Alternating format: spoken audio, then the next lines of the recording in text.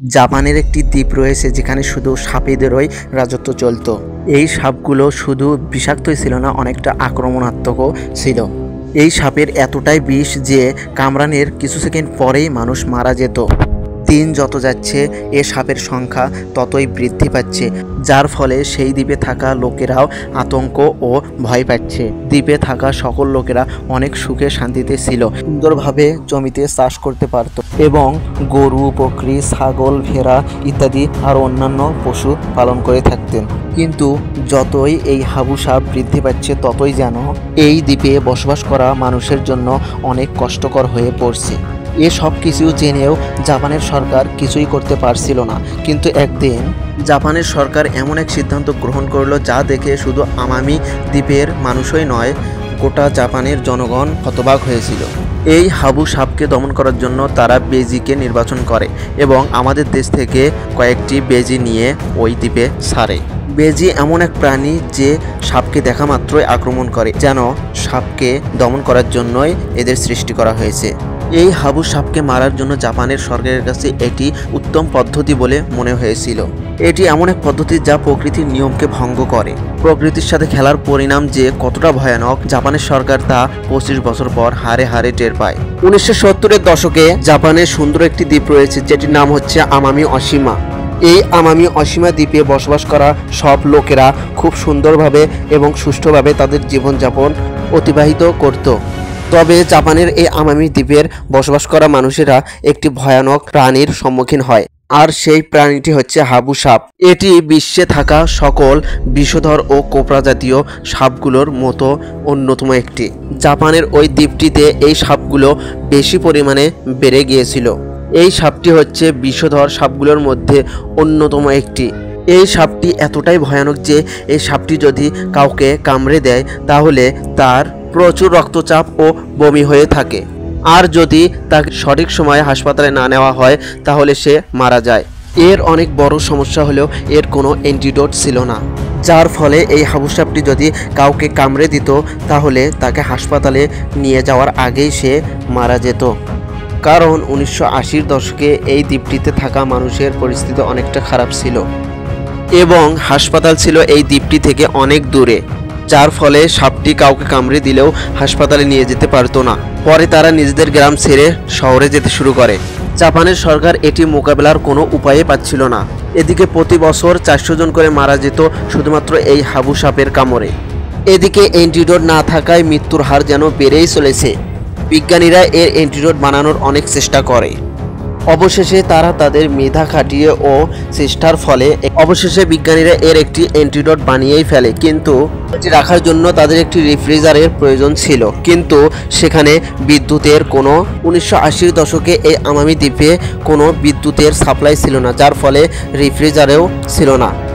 এ কারণে এই দ্বীপে কোনো হাইটেক মেডিকেল সেন্টারও ছিল না, যার ফলে এই অ্যান্টিডোট সংরক্ষণ করতে পারত না, যার ফলে এই সাপ কাউকে কামড়াইলে তাকে বাঁচানো অসম্ভব ছিল।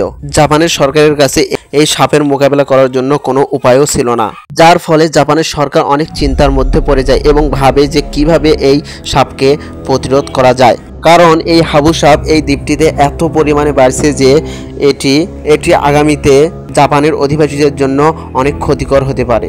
এজন্য জাপানের সরকার জাপানে থাকা সব বিজ্ঞানীদের একত্রিত করে তাদের সকল চিন্তাকে দূর করে একটি সিদ্ধান্ত নেওয়ার পরিকল্পনা করে এবং এই সাপকে প্রতিরোধ করার জন্য কি করতে হবে তা নিয়ে সমালোচনা শুরু করে। ওখানকার একজন বিজ্ঞানী হাবু সাপকে প্রতিরোধ করার জন্য বেজিকে নির্বাচন করে।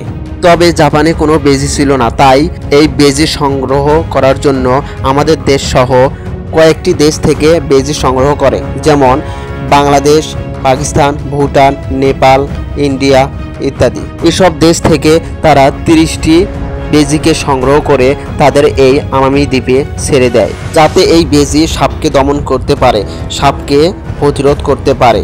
কারণ মঙ্গুস বা বেজি এমন একটি প্রাণী যেটি সাপকে দু চোখেই দেখতে পারে না। এই বেজি সাপকে দেখা মাত্রই আক্রমণ করে, যেন তারা একে অপরের জন্মান্তরের শত্রু। এমন মনে হয় যেন সাপকে হত্যা করার জন্যই এই বেজিকে সৃষ্টি করা হয়েছে। বেজি হচ্ছে এমন একটি প্রাণী যেটি একবার সাপকে আক্রমণ করলে সাপকে ধ্বংস না করা পর্যন্ত সে কখনো থামে না।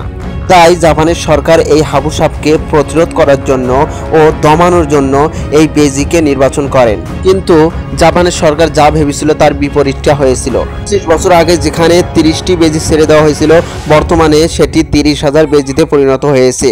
এবং এ মঙ্গুস বা বেজিগুলো সাপকে মারতে তো পারেইনি, বরং তাদের একে অপরের সাথে দেখাই হতো না, কারণ বেজি বের হতো রাতে আর সাপ বের হতো দিনে, যার ফলে দ্বীপের স্থানীয় সব পশু পাখি যেমন খরগোশ ও মুরগি সহ বিরল পশুদের উপর তাদের নজর পড়ে এবং দ্বীপে থাকা এই ছোট ছোট পশু পাখিদের খেয়েই তারা বেঁচে থাকে। সাপকে দমানোর জন্য এই দ্বীপটিতে বেজিদের ছেড়ে দেওয়া হয়েছিল, কিন্তু বর্তমানে এই বেজি এতটাই বেড়ে গেছে যে এই বেজি এখন এই দ্বীপে থাকা অধিবাসীদের উপর ক্ষতিকারক প্রাণী হয়ে দাঁড়িয়েছে। কারণ এই বেজি ঘরে ঢোকে এবং ঘরে থাকা সব খাবার নষ্ট করে ফেলে। এত সব দেখার পর জাপানের সরকার তো আর চুপ করে থাকবে না, তাই সাপের পাশাপাশি বেজিকে প্রতিরোধ করার জন্য আবারও বিজ্ঞানীদের নিয়ে একটি সম্মেলন গঠন করেন এবং মঙ্গুস বা বেজিকে দমন করার জন্য একটি পরিকল্পনা করেন।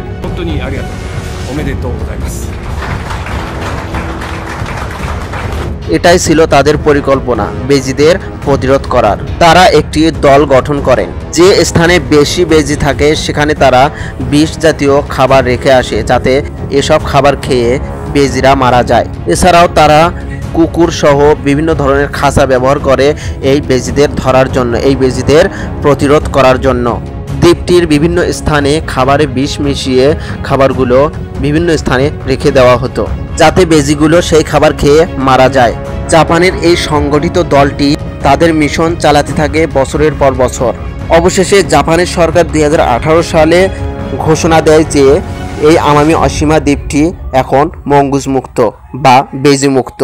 তারা 40,000 বেজিকে ধরতে পারে আর বাকি সব বেজিকে বিষ খিলিয়ে মেরে ফেলে। খুব দুঃখের সহিত বলতে হয় যে এই আমামি অশিমা দ্বীপটি মঙ্গুস বা বেজি মুক্ত হলেও এই দ্বীপের স্থানীয় 15টি প্রাণী এখন বিলুপ্ত। তবে এই দ্বীপে হাবুসাপ ও ইঁদুর অনেকটা কমেছে। এর কারণ ওই দ্বীপের মানুষের প্রচেষ্টা।